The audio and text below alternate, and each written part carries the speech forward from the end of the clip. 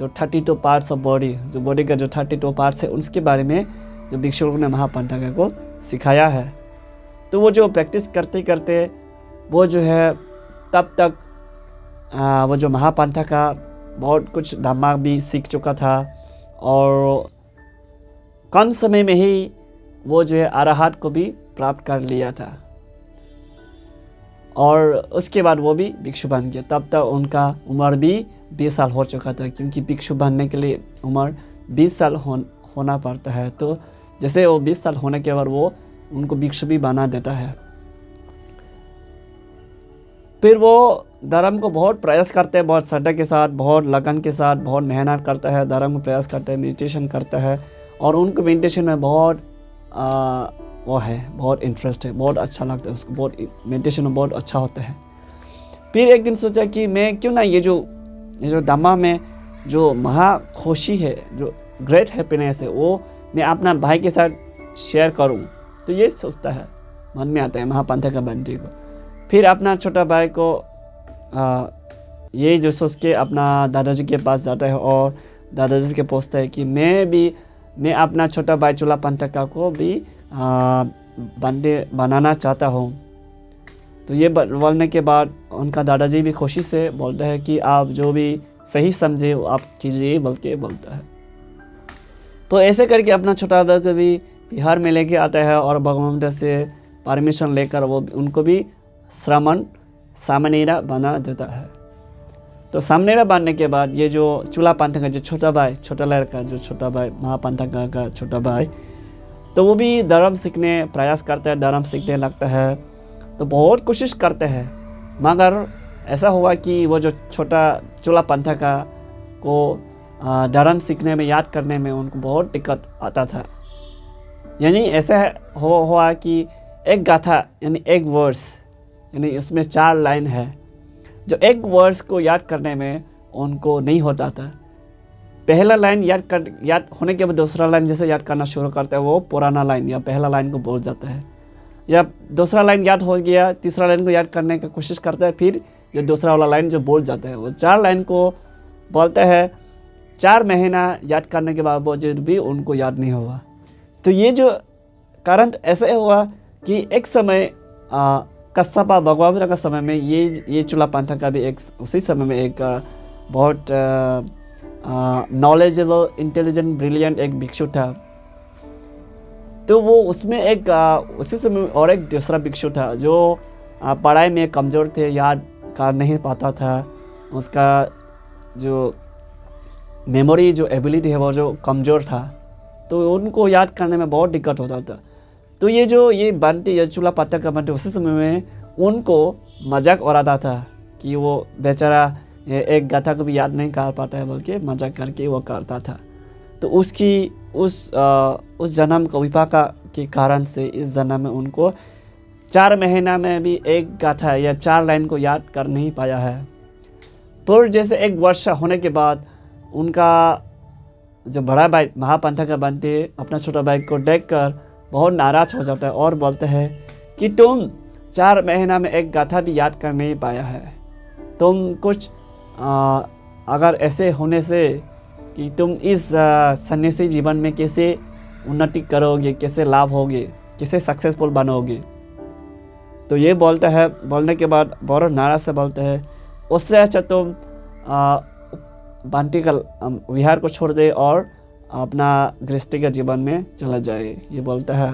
बोलने के बाद फिर ये जो बोलने के बाद वो जो भी ये जो चूलापंथका का जो सामनेरा, वो अपना जीवन छोड़ के घर लौटना नहीं चाहता है।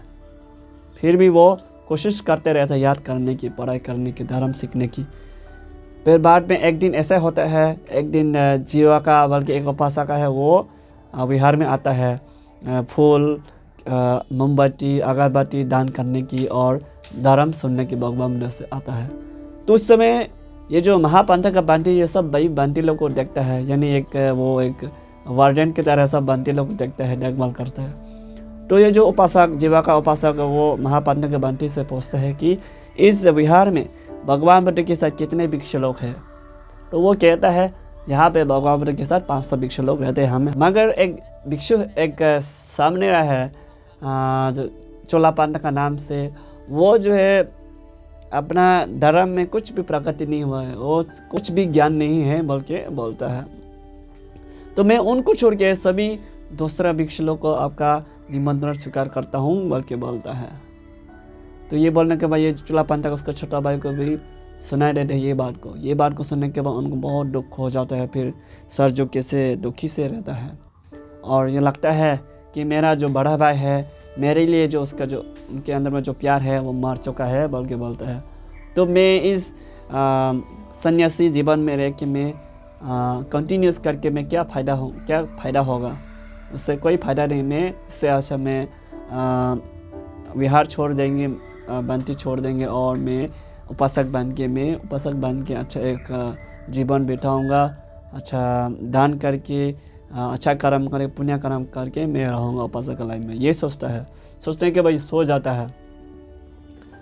तो भगवान बुद्ध माने रोज सुबह 4 बजे भगवान बुद्ध महाकरुणा समापति ध्यान करता है कि इस आज का दिन में मैं किसको दुनिया से मुक्ति कर सकता हूँ। उस समय ये जो चोलापांता का वो भगवान बुद्ध का ज्ञान ध्यान में आता है।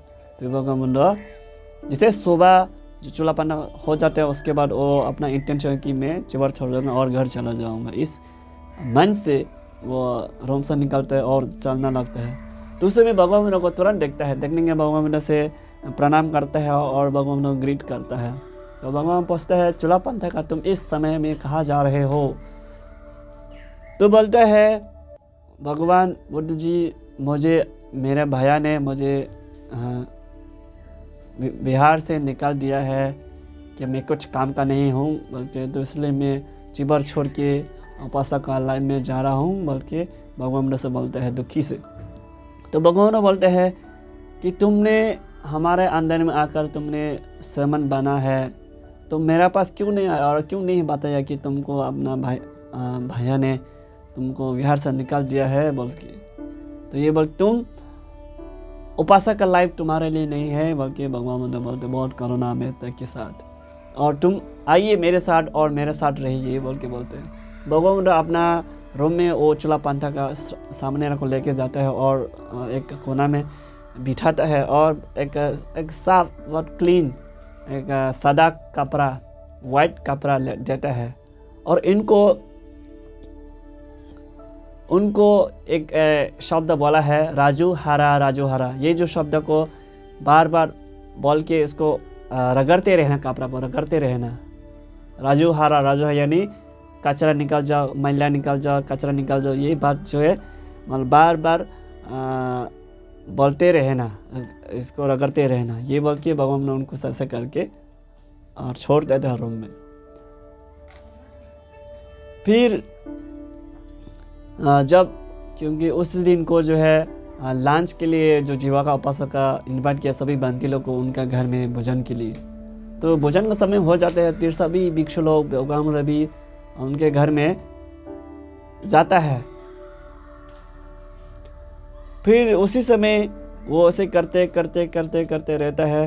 रहने के बाद उनको एक तुरंत ज्ञान आता है कि ये जो कपड़ा कुछ मिनट पहले ये जो कपड़ा बहुत शुद्ध था, बहुत साफ था, बहुत वाइट क्लीन था, अभी जो है ये जो साफ कपड़ा जो है अभी थोड़ा बदल जा रहा है, थोड़ा मतलब उसका कचरा हो गया है। ये उसके ज्ञान में आता है और ये जो अनिच्छा इम्परमानेंस जो चेंजेस होता है उसका ज्ञान भी आ जाता है।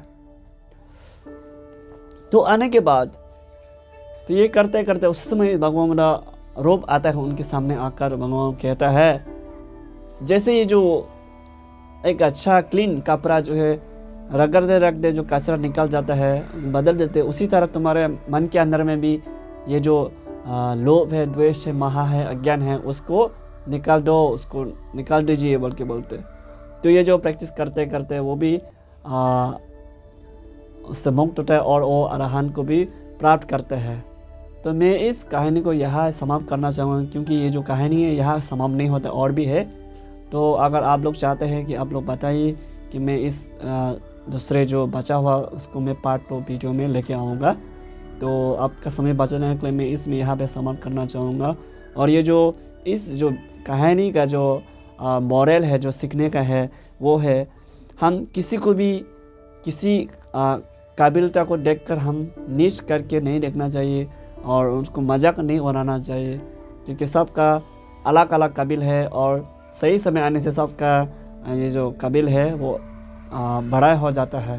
तो हम किसी को भी अज्ञान या मूर्ख नहीं समझना चाहिए। तो इसके साथ मैं यहाँ समाप्त करता हूँ और आप सभी को बहुत बहुत शुक्रिया वीडियो को देखने के लिए। और तो इसके साथ आप सभी का मैं भगवान बुद्ध से प्रार्थना करता हूँ, आप सभी का मंगल हो, सुखी हो, आरोग्य हो। मे द बुद्ध धम्म संघ ब्लेस यू ऑल।